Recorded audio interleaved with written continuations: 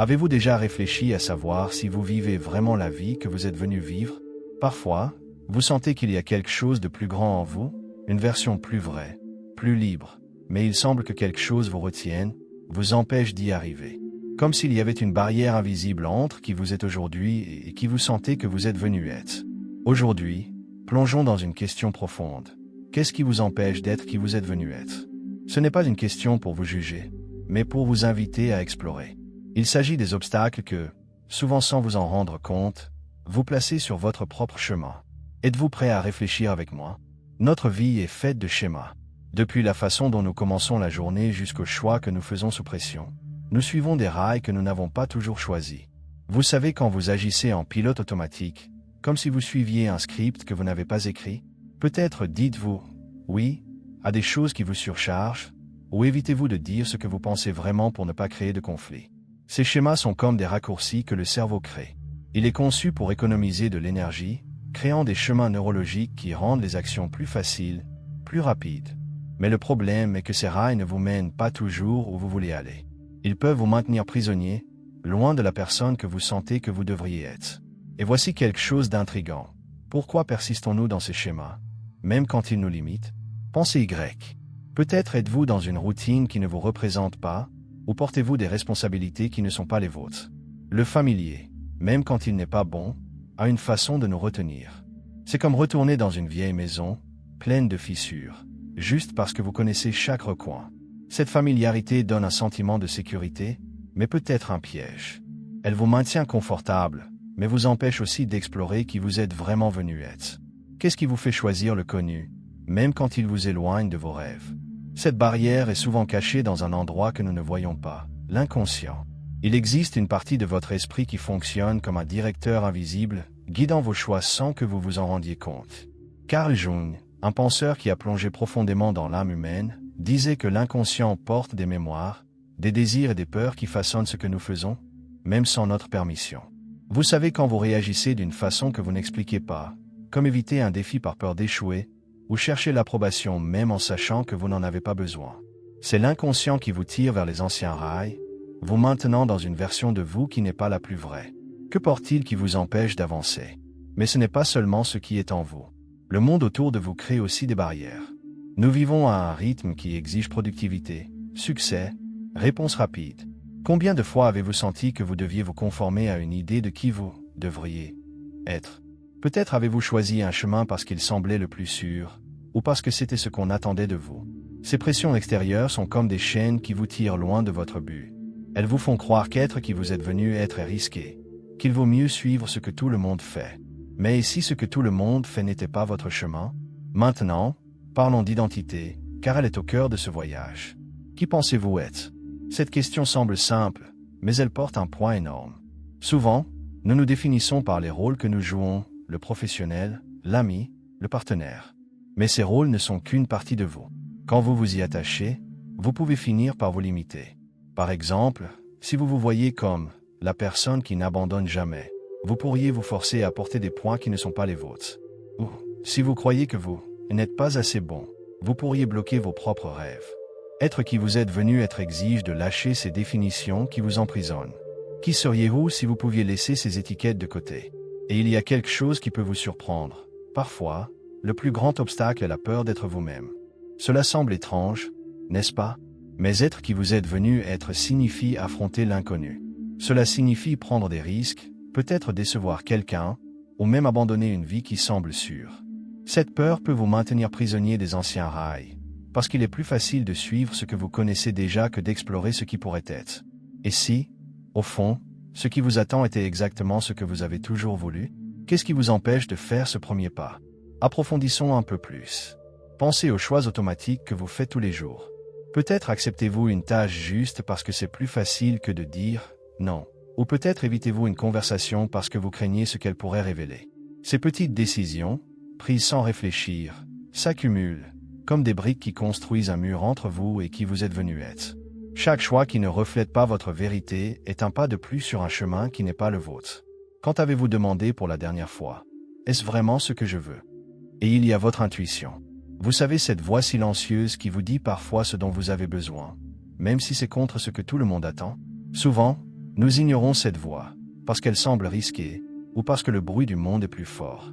Mais quand vous cessez d'écouter votre intuition, c'est comme si vous perdiez la boussole qui vous guide vers votre but.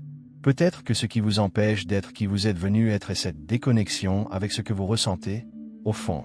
Que cette voix essaie-t-elle de vous dire maintenant? La comparaison est aussi un obstacle puissant. Il est si facile de regarder à côté et de sentir que vous êtes en retard, que d'autres personnes sont plus avancées, plus accomplies. Mais chaque fois que vous vous comparez, c'est comme si vous essayiez de vous adapter à un cadre qui n'a pas été fait pour vous. Cela vous éloigne de votre but, parce que vous commencez à courir après une idée de succès qui n'est pas la vôtre. Et cette course est épuisante, car elle n'a jamais de fin. Avez-vous déjà pensé à ce que ce serait si vous vous laissiez guider par ce qui vous fait vous sentir vivant, au lieu de regarder ce que les autres ont? Et il y a la recherche de validation. Combien de fois avez-vous fait quelque chose juste pour recevoir un compliment, une reconnaissance, ou pour éviter une critique? Ce besoin d'approbation, c'est comme remettre le contrôle de votre vie entre les mains des autres. Vous commencez à agir pour plaire, pour vous adapter. Et, sans vous en rendre compte, vous vous éloignez de qui vous êtes venu être. Le problème est que, peu importe combien vous êtes reconnu, cela ne comble jamais le vide de ne pas être fidèle à vous-même. Que se passerait-il si vous commenciez à chercher l'approbation en vous? La routine peut être une autre barrière. Jour après jour, vous suivez les mêmes pas, se réveiller, travailler, accomplir des tâches, dormir, répéter. Et, au milieu de cela, il peut sembler que vous avez perdu l'étincelle qui vous faisait rêver. Ce n'est pas que la routine soit mauvaise, mais quand elle devient un cycle sans sens, c'est comme si vous ne faisiez que passer les jours, pas vraiment vivre. Peut-être que ce qui vous empêche est cette répétition qui vous a englouti, vous faisant oublier ce qui vous faisait vouloir plus. Qu'est-ce qui vous apportait de la joie avant que la routine ne prenne le dessus? Et notre relation au temps pèse aussi. Il semble que nous courions toujours contre la montre, essayant de faire plus, d'être plus, d'atteindre plus. Mais cette hâte vous déconnecte du présent, qui est le seul endroit où vous pouvez être qui vous êtes venu être. Quand vous pensez toujours au prochain objectif, vous perdez les moments qui pourraient vous rappeler votre but. Et si vous ralentissiez, juste un instant, pour sentir le maintenant, que découvririez-vous sur vous-même? La peur du vide est un autre obstacle. Parfois, nous nous maintenons occupés, nous nous remplissons de tâches, parce que s'arrêter fait peur. S'arrêter signifie affronter le silence, et le silence peut apporter des questions difficiles. Est-ce que je vis la vie que je veux? Qui suis-je vraiment? Cette peur peut vous maintenir prisonnier de schémas qui vous éloignent de votre but. Mais si le vide n'était pas quelque chose à craindre, mais un espace pour redécouvrir ce qui compte, peut-être est-ce dans le silence que vous commencez à entendre qui vous êtes venu être. Les distractions modernes nous éloignent aussi. Nous sommes entourés de stimuli, notifications, écrans, demandes constantes. Ces choses nous maintiennent occupés, mais nous déconnectent aussi de nous-mêmes. C'est comme si nous réagissions toujours à ce qui est dehors, sans temps pour regarder dedans. Peut-être que ce qui vous empêche est cet échange constant du calme pour la hâte, de la réflexion pour une distraction de plus. Quand avez-vous été présent pour la dernière fois, sans rien qui vous tire ailleurs? La culpabilité est une autre barrière. Souvent, nous nous culpabilisons de ne pas vivre la vie que nous imaginions. Je devrais savoir ce que je veux, je devrais être plus avancé. Cette culpabilité est comme un poids qui vous maintient sur les anciens rails. Mais si ne pas être où vous voulez n'était qu'une partie du chemin, un signe que vous êtes prêt à vous redécouvrir, au lieu de vous culpabiliser, que diriez-vous d'accueillir cette sensation comme une invitation à explorer qui vous pouvez être? Et il y a les attentes que vous placez sur vous-même. Parfois, c'est nous qui créons les plus grands obstacles. Peut-être croyez-vous que vous devez être parfait, que vous ne pouvez pas vous tromper, ou que vous devez toujours avoir une longueur d'avance. Ces exigences internes sont comme des voix qui vous jugent, vous disant que vous n'êtes jamais assez. Mais ces voix ne sont pas qui vous êtes venu être, elles ne sont que des échos d'anciens schémas. Et si vous commenciez à questionner ces attentes, et si, au lieu de chercher à être plus, vous vous permettiez d'être qui vous êtes déjà, la déconnexion avec le corps peut aussi vous empêcher. Pensez Y. Quand avez-vous vraiment senti votre corps pour la dernière fois? Je ne parle pas d'efforts physiques, mais de percevoir les sensations simples, le poids des pieds sur le sol, le rythme de votre respiration. Souvent, nous sommes si pris dans notre tête, pensant à ce qu'il faut faire ou à ce que les autres attendent, que nous oublions d'être dans le corps. Et le corps est un pont vers votre but. L'ignorer, c'est comme perdre un guide qui pourrait vous montrer le chemin. Que votre corps essaie-t-il de vous dire aujourd'hui? Et il y a la difficulté de lâcher le contrôle. Nous aimons sentir que nous maîtrisons les plans, les émotions, l'avenir. Mais essayez de tout contrôler. C'est comme tenir de l'eau dans ses mains. Plus vous serrez, plus elle s'échappe. Cette lutte vous éloigne de qui vous êtes venu être, parce qu'elle vous maintient focalisé sur ce qui devrait être, au lieu d'accepter ce qui est. Lâcher le contrôle ne signifie pas abandonner, mais faire confiance que vous pouvez trouver votre chemin, même sans avoir toutes les réponses. Que se passerait-il si vous laissiez les choses couler, juste un peu? Les petits moments de présence sont aussi cruciaux. Parfois, ce qui vous empêche, c'est de ne pas remarquer les choses simples qui vous connectent à votre but, la façon dont la lumière entre par la fenêtre, la sensation d'un moment calme, ou la chaleur d'une conversation vraie. Ces instants, si petits soient-ils, sont comme des indices qui vous rappellent qui vous êtes venu être. Peut-être êtes-vous si occupé que vous avez arrêté de remarquer ces étincelles de vie. Qu'est-ce qui vous fait vous sentir présent, même pour une seconde? Et il y a la question du but. Être qui vous êtes venu être n'est pas de trouver une réponse grandiose, mais de vivre d'une façon qui vous fait sentir aligné avec ce qui compte. Parfois, nous nous perdons parce que nous sommes déconnectés de ce qui donne du sens à la vie. Il ne s'agit pas de grandes conquêtes, mais de trouver de la beauté dans les choses simples, un moment de gratitude, un choix qui reflète votre vérité, ou même le silence qui vous laisse vous entendre. Quand vous vous reconnectez à cela, vous commencez à sentir que vous rentrez chez vous, vers votre vrai vous. Qu'est-ce qui vous fait sentir que vous vivez avec un but? Mais comment surmonter ces barrières? Comment être qui vous êtes venu être? Il n'existe pas de formule unique, mais je vais vous offrir quelques chemins pour commencer. Le premier est de remarquer. Observez les moments où vous sentez que vous n'êtes pas vous. Quand agissez-vous juste pour remplir une attente? Quand ressentez-vous un vide, même en étant si occupé? Ces moments sont des indices. Ils montrent où vous vous êtes éloigné de votre but. Une autre étape est de faire une pause. Avant de dire « oui » à une tâche de plus, avant de suivre la routine habituelle, respirez profondément et demandez « est-ce qui je suis venu être, ou juste ce que j'ai toujours fait ?» Cette pause est puissante. Elle vous donne l'espace pour vraiment choisir, au lieu de laisser le pilote automatique décider pour vous.